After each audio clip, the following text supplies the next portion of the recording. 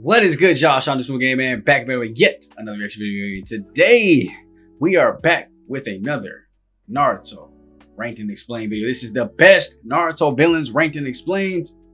I know you can't wait to see this. Itachi's eye over there making sure he gets the top spot. Just go ahead and watch over y'all. But really quick, if you guys enjoy anime, love anime as much as I do, hit the video with a like, subscribe if you're brand new to the family, man, and turn that bell on for no new video notifications so that way you guys can know when new anime content drops. Let me know if you guys want more anime videos on the channel. I love anime, 100%, all anime, not just Naruto. Naruto's my favorite, but I love all anime. So if you guys want more anime videos, please let me know so I can bring you guys some more, so I can know the support's gonna be there. You guys have been showing great support for these, so I'm gonna keep bringing them out so there's no more to watch. So that being said, let's go and see how he ranks the best Naruto villains in the video. This is a pretty long one, 34 minutes long, so got a lot of villains to go to get through, or at least a lot of explanation to get through. There are a lot of things that make Naruto incredible.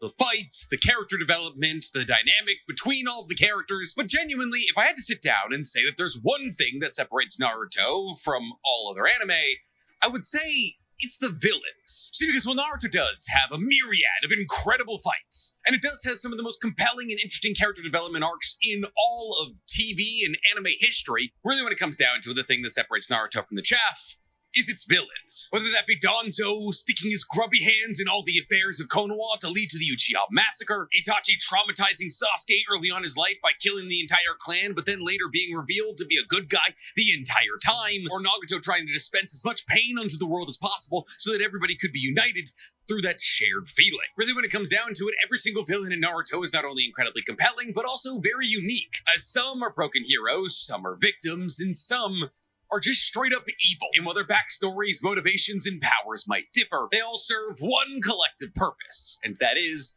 making Naruto an incredible story. But of all of the villains in Naruto, who truly rises to the top? What villain in Naruto stands above the rest as truly the greatest villain in all of Naruto history? Well, obviously, that answer is going to change depending on the person you talk to, but I believe that most people are in pretty universal agreement of what the hierarchy of villains looks like in Naruto. And while there might be some minor key changes, I think we as a fan base are all aware that some villains are better than others. Thus today, the purpose of this video is to try and explain what that hierarchy of villains is. Because today, we're talking Naruto's best villains, ranked and explained. Before we get to talking on Naruto's best villains, guys, please, for me, like this video, subscribe to the page, and hit that noti bell. And if you like the idea of me ranking and explaining things from anime, you're gonna love my other channel, The Weeb Commander, where instead of ranking and explaining things from Naruto and Boruto, I rank and explain things from everywhere. And if you don't want to see me enter my villain era, guys, go. Let me know if you guys want me to react to some videos from that channel too, as well, so we can get other anime besides Naruto on the channel. I'd like to lay down some ground rules. See, there's a lot of villains in Naruto, and I mean, like,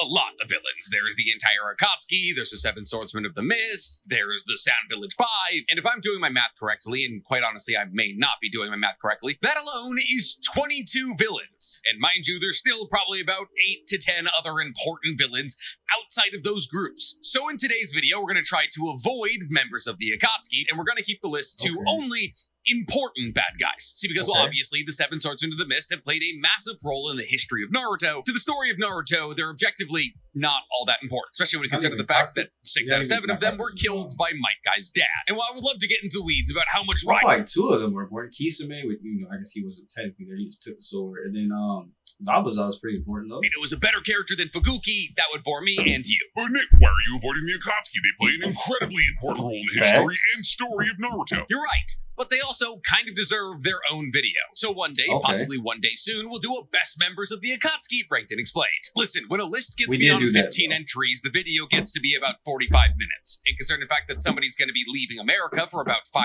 weeks in a month, I unfortunately don't have time to film 45-minute episodes.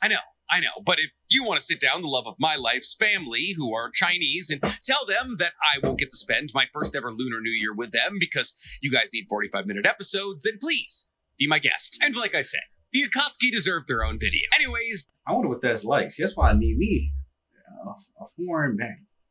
So if you are foreign, please hit my DMs. I want to have those problems. Bring those problems to me.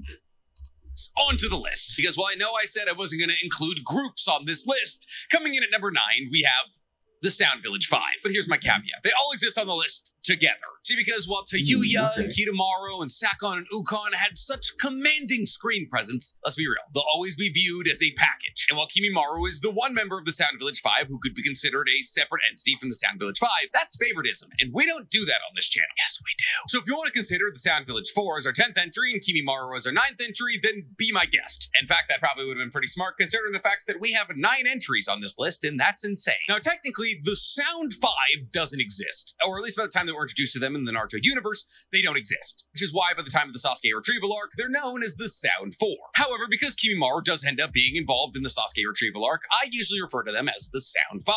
In an actuality, you could even refer to the Sound 4 as the Sound 5 because Sakon and Ukon share a position, but are definitely 2 separate people. Now, the Sound 4, as we know them, came into be through essentially a battle royale, or at least this is what was shown to us in the anime, as Orochimaru just had a pit of children that he told to kill each other, and the Sound 4 were the only people left standing, and as such, they were elected to be Orochimaru's bodyguards. Now, Kimimaro never had to go through this because Orochimaru found Kimimaro in the wild. After Kimimaru's clan, the Kaguya clan, died in a battle against the Mist Village, and after these 4 were selected to be Orochimaru's bodyguards, in order to make sure that they understood that they were not on top of the power sphere, Kimimaro battled against all 4 of them simultaneously and won, thus making Kimimaro the leader of the Sound 5.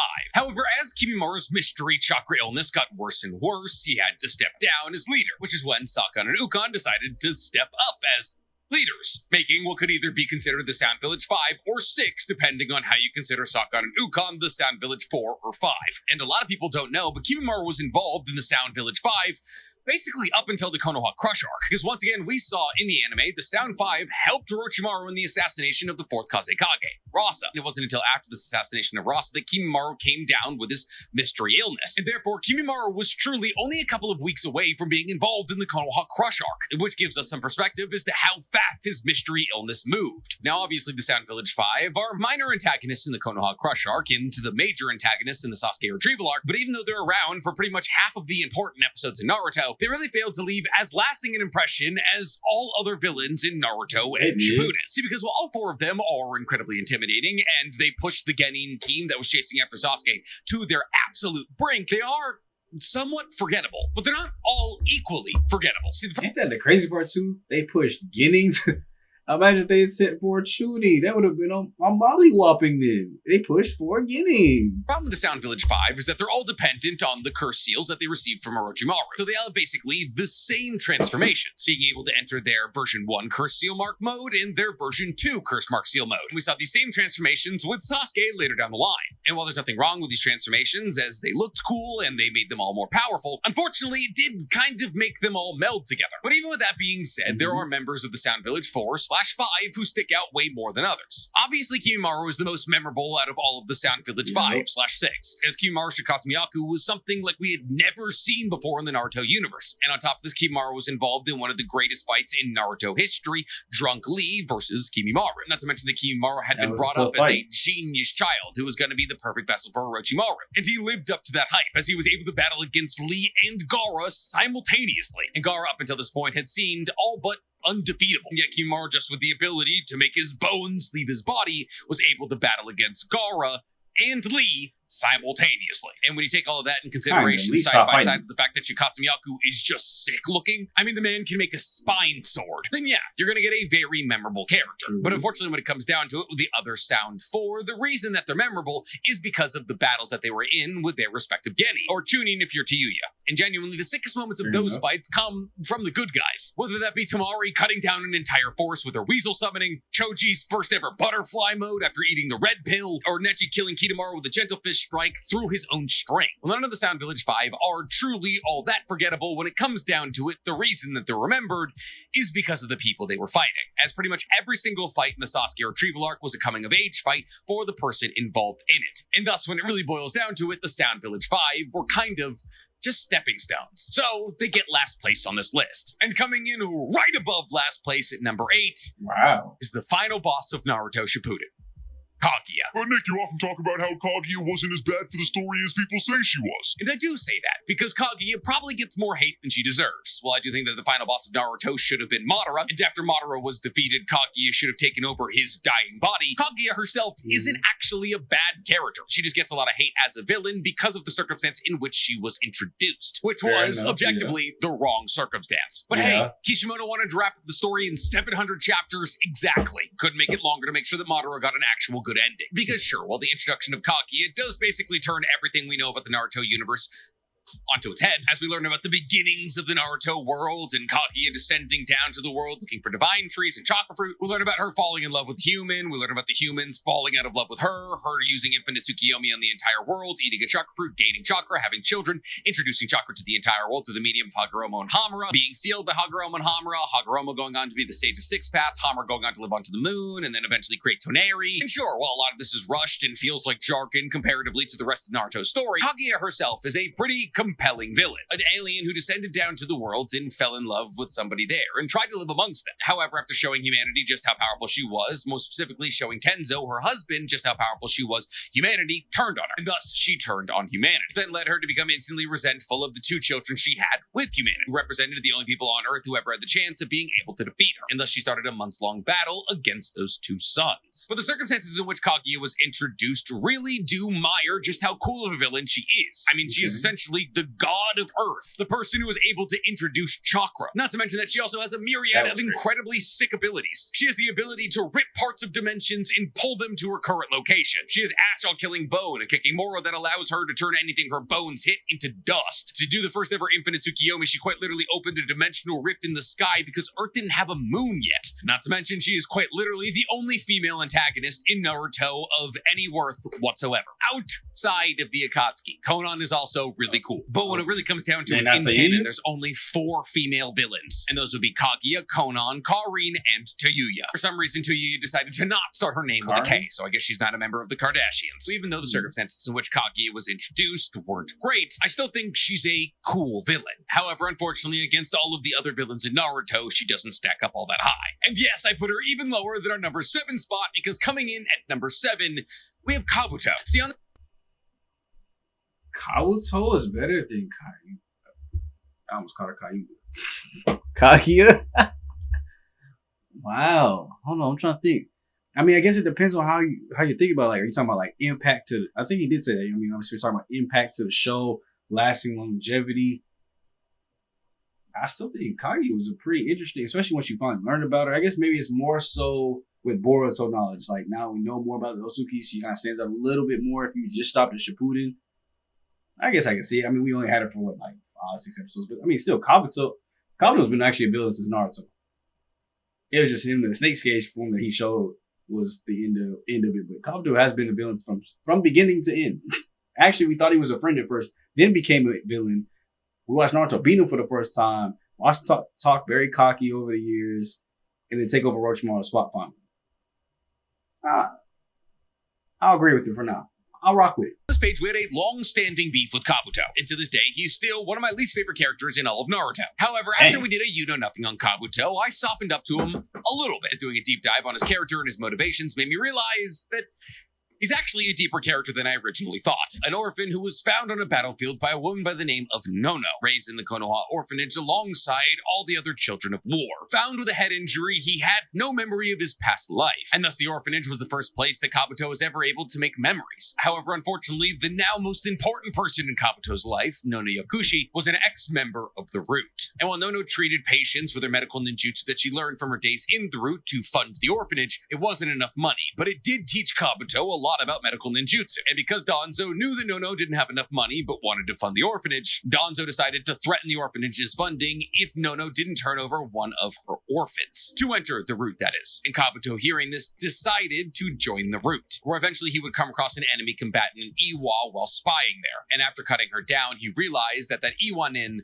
was actually No-No, who died in his arms as he tried to heal her, not recognizing his face. And unfortunately, these kinds of things would continue to happen to Kabuto over and over and over again. Every single time that Kabuto got close to somebody, they would either treat him with complete disdain or die on him. It happened to his parents, it happened to No-No, and over again, when he was at his most vulnerable, people would take advantage of him. Danzo yanked him out of an orphanage, Orochimaru yanked him out of the root, and thus every single time, Kabuto had to adapt to the situation around him, until eventually, after Orochimaru's death, for the first time in his life, he was left without a guiding light. There was no one for Kabuto to follow blindly. He had free will for the first time, and thus the first thing that Kabuto did was try to become the guiding light that had just left him, which is why Kabuto melds the flesh of Orochimaru onto his body and takes all of the Kekkei Genkai from all of the people that Orochimaru has ever gathered under his cave roof. And in that moment, he becomes an amalgamation of everybody that him and Orochimaru have ever been in contact with, including Orochimaru.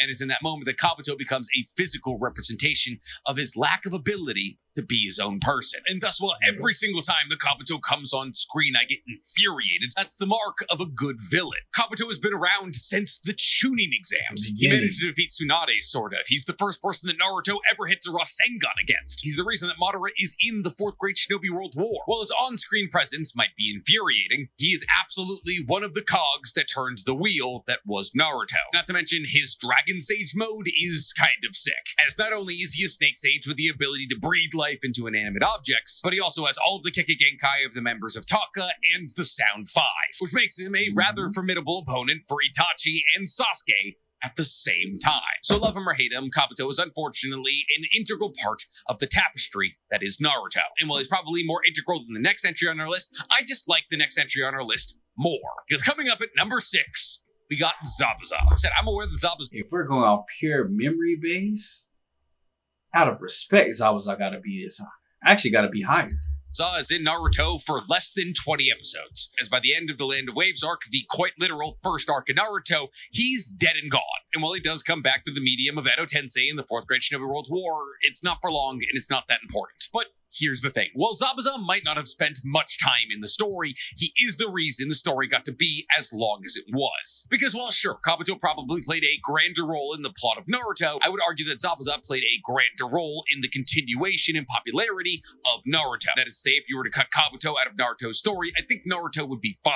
Cut Zabuza out, and I don't know if I can say the same. Zabuza, while he might seem like a simple antagonist, is quite literally the reason I was like, oh, anime is sick, because whether or not we're talking about his incredible character design, the fantastic fights he has against Team 7 and Kakashi, or just the incredible jutsu that he shows off, showing us what's truly possible in the Naruto universe, Zabuza cemented that Naruto would be around for a long time. See, Zabuza, while sick looking and powerful, was also incredibly complex. As while he was known as the Demon of the Mist, he abandoned the mist because he believed it had become too violent, a violence that he had propagated before even joining the Shinobi Academy of the Blood Mist Village. As even before becoming a student, Zabuza killed 100 Academy students, after which he was known forever as the Demon of the Hidden Mist. However, Zabuza's act of violence in this moment was so over the top that it actually stopped the Shinobi Academy from making the students kill each other, and thus in a way Zabuza helped change the Blood Mist Village, and Zabuza would continue to strive to change the Hidden Mist Village. See, because well, obviously as Zabuza was one of the Anbu members of the Hidden Mist, he stumbled upon Haku, who he trained to get better with his Ice Kekkei Genkai to make into the perfect weapon. Haku softened Zabuza, until eventually Zabuza fell out of love with the way that the Blood Mist Village operated. So Zabuza gathered a group of people that were also disenfranchised with the Blood Mist Village and led a coup that might have been successful if he wasn't betrayed by one of his own. And thus, when Team 7 stumbles upon Zabuza and Haku, they're mercenaries,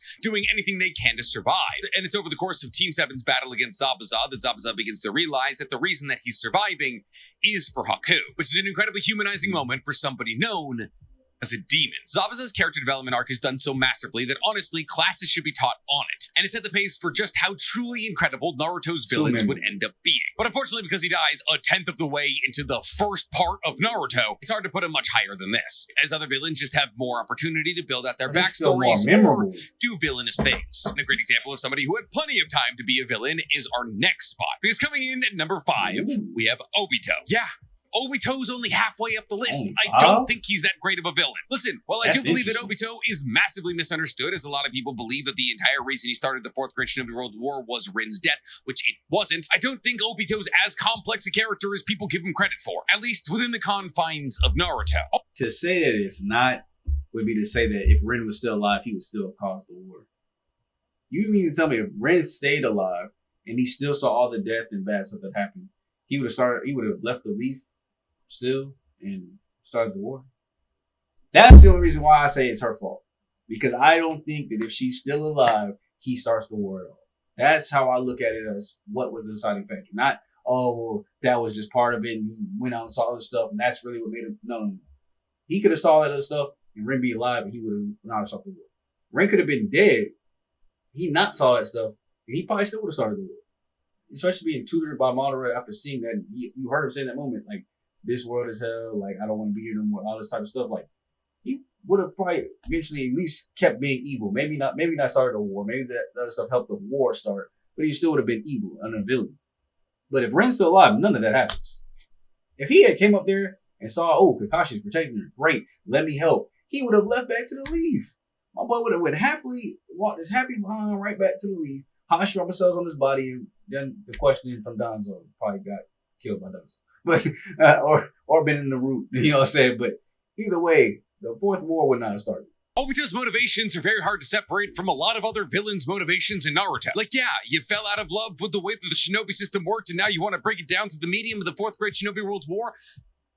That's the motivation of everybody in the Akatsuki. And while I understand that the reason that a lot of people in the Akatsuki have that motivation is Obito, the reason that Obito has that motivation is Madara. And while obviously Rin's death at the hands of Kakashi was Obito's jumping point, but that's not his entire motivation. And therefore, when it really comes down to it, Obito's entire life up to the Fourth Great Shinobi World War was his motivation for wanting to kick off the Eye of the Moon plan. But at the end of the day, the reason that he got caught in that alt-right pipeline is because he watched Kakashi kill Rin. So, like, sure, well, obviously, on the road to the Eye of the Moon plan, Obito was able to collect more grievances to use in an argument against Kakashi as to why the shinobi system had to be destroyed. But when it really comes down to it, he saves Kakashi, he's abducted by Madara, the first thing he sees is Kakashi kill Rin, doesn't ask any questions, never tries to go back to Konoha, and then pretty much in that moment decides, you know what, that stranger who abducted me is right. I'm just going to listen to him. I'm going to do his plan, and I'm going to build up my whole life of villainy. Except for the fact that after Madara died, Obito had no plans of bringing him back to life. So it's not like Obito even liked Madara all that much. But Obito, regardless of whether or not I like him as a villain, does have some incredible moments, especially as Toby. Whether it be his battle against Konan, his battle against the 8-man squad trying to find Itachi, him helping Sasuke in the assassination of Danzo, or any moment when Obito ever switched from his Toby voice to his Obito/Madara voice, Obito does have some incredible moments. And without Obito, the story of Naruto cannot be told. And let's not forget that White Mask Obito is the reason that Naruto is able to kick it up to KCM 2. But really, when it comes down to it, the second that Madara is introduced in the Fourth Great Shinobi World War, Obito takes a backseat. And well, obviously, after Madara is introduced, Obito gets to be the Ten-Tails Jinchuriki, but he gets defeated by a majestic Attire Susanoo. And then he switches sides. And while I'm switching sides is kind of a cool moment, it's also kind of a flip-flop. Like, you're telling me this entire life of villainy that you lived crumbles the second that Naruto's like, hey man, I was on a swing. Which is especially ridiculous when you consider the fact that prior to— Why does everybody try to use that, bro? Naruto did not hit me with the Ayo, I was on a swing.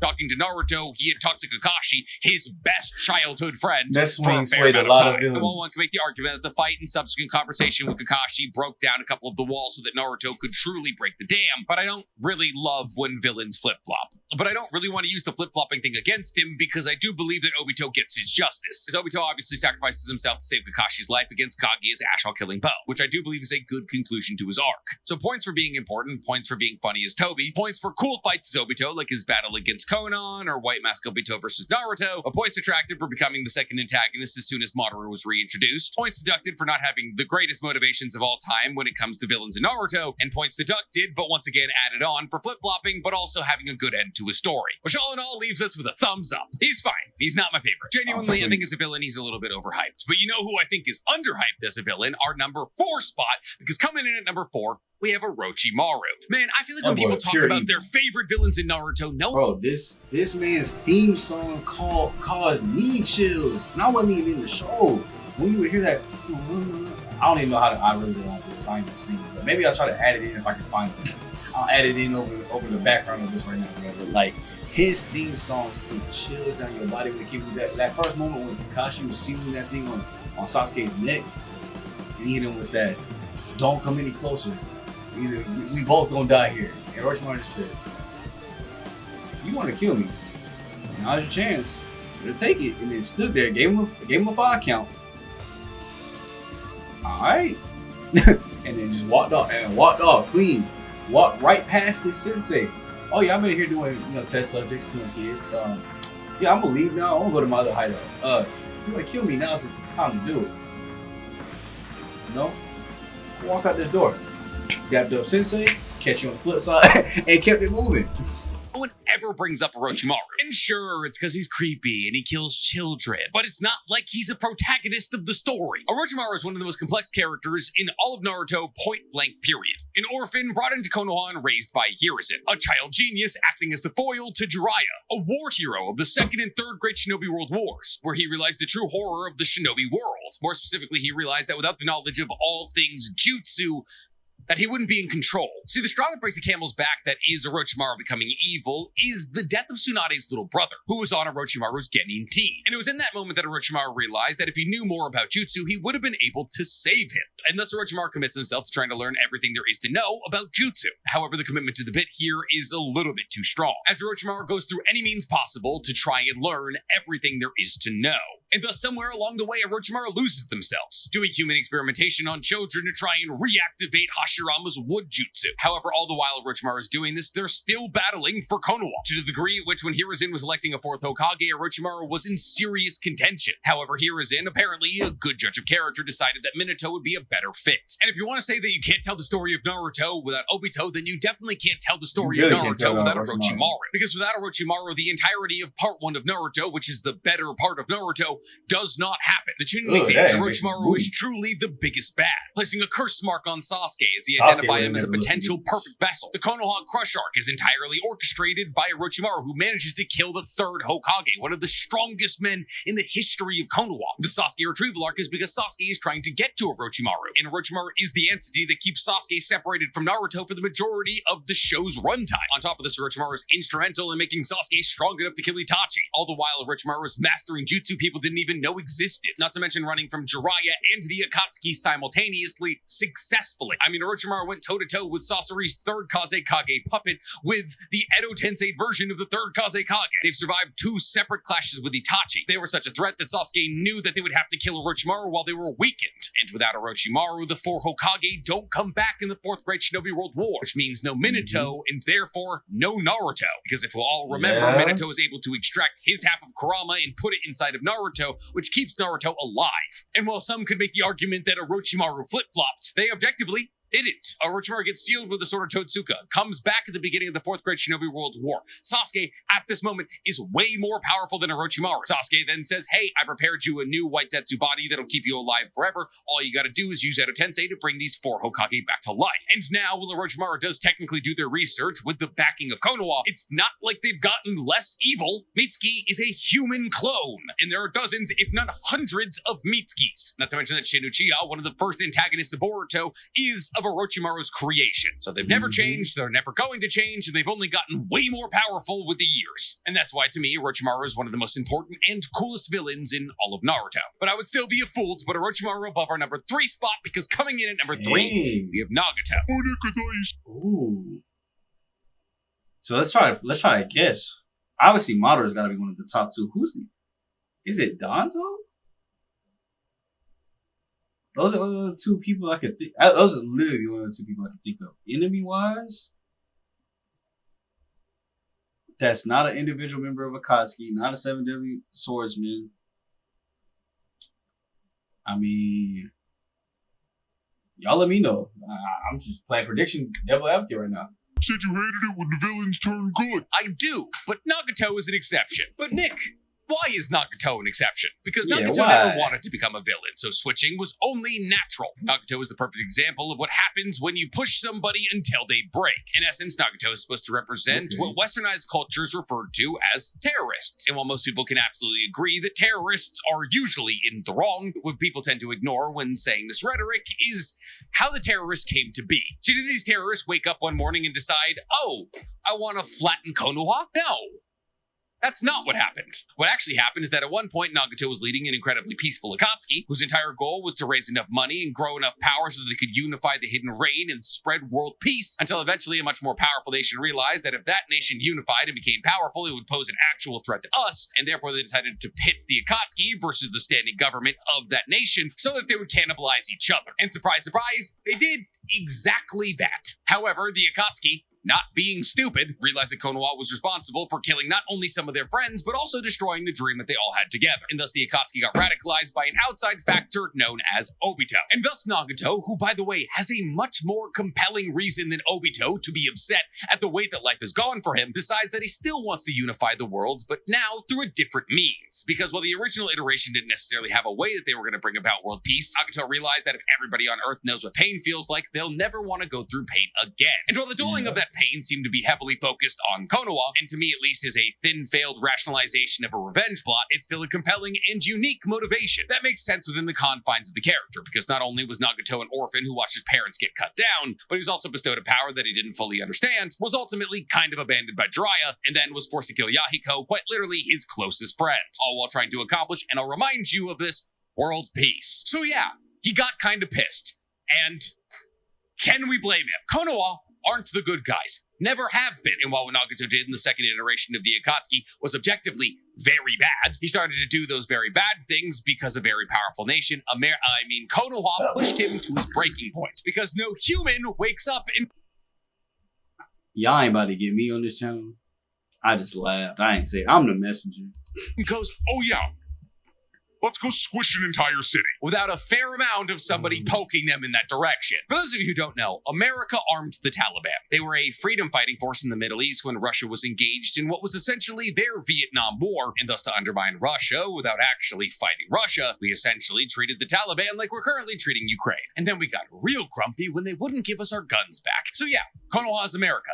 It's not that complicated. So yeah, when Nagato uses Ready Rebirth to bring everybody in Konoha back to life, that makes sense, because it was never his actual values to kill innocents. Oh, but Nick, it was never Obito's core value to kill innocents. Obito watched one friend die, didn't ask questions, and then almost immediately turned around and killed his sensei and his wife. Not to mention he killed the entire Uchiha clan, who had nothing to do with the death of Rin. And while some people will say that Obito was an orphan, we just don't know that. His parents could have been in there. But yeah, genuinely when it comes down to it, if you told me that Nagato was your favorite villain in all of Naruto, I couldn't fault you. He's complex, his story is interesting. I think his argument for everybody feeling pain is a bit thin, but his character development is fantastic, and I love what he as a character stands for. Not to mention he comes back through Edo Tensei and plays an absolutely massive role in the 4th grade Shinobi World War. Well, not like a massive role, but he has a cool fight against Naruto, Killer Bee, and Itachi, where he shows to everybody just how truly terrifyingly powerful he was. However, when it comes to being a great villain, power isn't all that matters. Because coming in at number 2, we have somebody who's objectively weaker than Nagato, but just so much more villainous. Because coming up at number 2, we have Danzo. Yeah, I know. Everybody hates Danzo. And you 100%. Yeah, I think that's at least a real point. If you like Danzo, you gotta let me know down below why. I even hate Danzo. That man's so damn annoying. should. That's what makes him a good villain. See, while there's many characters in Naruto who believe they're doing the right thing, and Danzo definitely falls into that categorization, you can kind of understand the logic for every other character who thinks they're doing the same thing. Madara, Obito, Nagato, and the rest of the Akatsuki are trying to enact the Eye of the Moon plan because they believe it'll bring an individual heaven for everybody on Earth. And while in the long run they're being taken advantage of, they don't know that. But Danzo operates simply under the precedent that he's doing what's good for Konoha, which is just merely a personal opinion. There's no higher goal like heaven for everybody on Earth. He just wants what's best for Konoha. And since Danzo kind of looks at Konoha as an extension of himself, he kind of just wants what's best for himself, which makes sense when you consider the fact that all he really wants is to be Hokage, and he's basically willing to do anything to accomplish that feat. Whether that being sending children like Yamato to assassinate his childhood best friend Hiruzen, making the information that Naruto is the Jinchuriki of the Nine Tails so everybody in Konoha could come together in hatred of a baby, helping Orochimaru with all of his human experimentation so long as Orochimaru would give him the Shin Uchiha arm that he would need to plant stolen Sharingan in, orchestrating the assassination of the entire Uchiha clan, creating the Akatsuki by trying to destroy the Akatsuki, or simply just running an underground organization filled of child murderers, who only answered to him, and not the Hokage. Oh yeah, and did I mention that he slowly but surely brainwashed Nono Yokoshi into not recognizing Kabuto anymore, and then orchestrated Kabuto killing Nono so that he could be a true Anbu member? No, I didn't mention that? Okay, well, now you know. See, because while Danzo says he's doing everything for the Leaf, sometimes he just does things that just seem evil for the sake of being evil. And I love that. I feel like with modern day anime, we've truly forgotten that villains should just be bad guys. They should be despicable. You should hate them. Their motivation should confuse you. And while the occasional, oh, they're just a lost hero villain is somewhat interesting, having a character that you can just hate with the entirety of your body is true storytelling to me. Because here's the thing. There's a fine line when making a character wildly hateable. Because if the character is too hateable, they become unrelatable. Let's say every single child they see, they just punch in the face. You're going to begin to expect them to be the worst whenever they have the opportunity. However, if the character is evil for a vague reason that you don't necessarily understand, but you see how they could come to that conclusion, that is the sweetest sauce available, and it makes their death all the more satisfying. Just why Sasuke doing whatever walk he does behind Danzo right before he cuts him down is one of the greatest scenes in Naruto history. And while there's a couple of moments of Danzo being like, oh, I just wanted to be like you, Hiruzen at his death, it absolutely does not redeem anything he ever did. And ultimately Danzo giving his own life in a suicide explosion, and that suicide explosion doing absolutely nothing, truly symbolizes how Danzo lived his life, destroying the things around him and doing nothing for the greater good of nobody. I mean, this man yanked an eyeball out of Shisui's face and killed him to just use the ability of that eyeball once. And it was against Mifune. And Danzo is supposed to symbolize what a massive governing body with unlimited power and no checks will do when you give them the chance. And that is destroy everything around them for the vague notion that they're helping their own nation. And because of that, Danzo is quite literally the realest villain in Naruto, point blank. Period. He's Dick Cheney. He's Henry Kissinger. He is true, powerful evil. And because that true, terrifying evil is represented so well on screen, yeah, Danzo's got to be pretty high on your list. But unfortunately, even Danzo doesn't match up to the number 1 entry on this list because number 1 is always reserved for Madara. See, even though Madara didn't get the ending that he deserved in Naruto, Madara is obviously the greatest villain in all of Naruto and maybe a fair chunk of anime. Well, I don't believe that Madara is the greatest villain ever. I do think that he deserves to be talked about in the top 2 or top 3 anime villains of all time, as the entirety of Naruto and Naruto Shippuden slowly but surely built up to Madara's return. A prophesized, terrifyingly powerful Uchiha who fortunately died 100 or so years ago, except he didn't. Madara is such a legendary character that just seeing his body in an Edo Tensei casket struck fear into Obito's heart. He was able to go toe-to-toe with 20,000 shinobi. He was the only person that Hagoromo ever compared to himself. As he awoke his 3 Rinnegan state, he was ascending to a level that only the Sage of Six Paths had ever achieved. He defeated all 5 of the Kage simultaneously and exacted revenge on Hashirama, his eternal rival. Really, when it came down to it, without a boost from Ninja Sky Daddy, Naruto and Sasuke didn't stand a chance. And when it comes to playing an integral role in the history of Naruto, no villain has played a bigger role than Madara, as Madara was not only one of the founders of the village, but also a possible first Hokage candidate. Hashirama's best friend, who defected from the village, captured Kurama, and battled against Hashirama to the death. The first person to awaken the Rinnegan since Hagoromo's death. A man capable of summoning the Geto statue down from the moon in his old age. And a man who orchestrated one of the most asinine plans in history to somehow succeed. I've done videos about it, but Madara's plan is one of the stupidest things I've ever heard. Oh yeah, I'm going to give my Rinnegan to this child and hope that one day they give up their life to resurrect me. And if that doesn't work, other child that I've only known for a year, make sure that you steal their eyes and give up your life to bring me back. Oh, neither of you did that? Thank God there's this random snake man who knows Edo Tensei who could refix my body. Because even if you had used Ready Rebirth to bring me back to life, there's a fair amount of possibility I would have been brought back as an old man. Awful plan. But his inability to make plans never really got in Madara's way, because behind Madara was Black Zetsu making actual good plans. But whether it be legendary speeches, fantastic voice acting performances, or just Madara being a menace for over 200 episodes, his presence needs to be talked about whenever you talk about the greatest anime villains in history. Because how many other people have dropped a meteor on top of another meteor? How many other people have used fire styles so incredibly powerful it took an entire platoon of water users to nullify it? How many other people have gained access to Limbo, a parallel world that exists with Earth? Madara is truly one of the greatest to ever do it, and if he's not at the top of your list, he should be close. But what do you guys think? When you think of the greatest villain in all of Naruto, what's the name that pops into your head? Let me know down in the comment section below. Who do you guys have as your number 1 villain? I can see it. I definitely feel like Danzo probably would be number 1 for me, just off the fact that he's one of the only villains that you can, I feel like, widely agreed upon to hate the entire time. There's not one moment where I ever look at Danzo and say, man, you know what? Maybe. Nah. It's up when I see him. straight Sasuke energy. Every time I see that man, he would get sliced to death and walk down the pond just like that every single time. You know what I'm saying? We'd Edo Tensei him just to go ahead and get him again. You know what I'm saying? Make him out of paper bombs actually, so he can blow up over and over again and just be repetitive.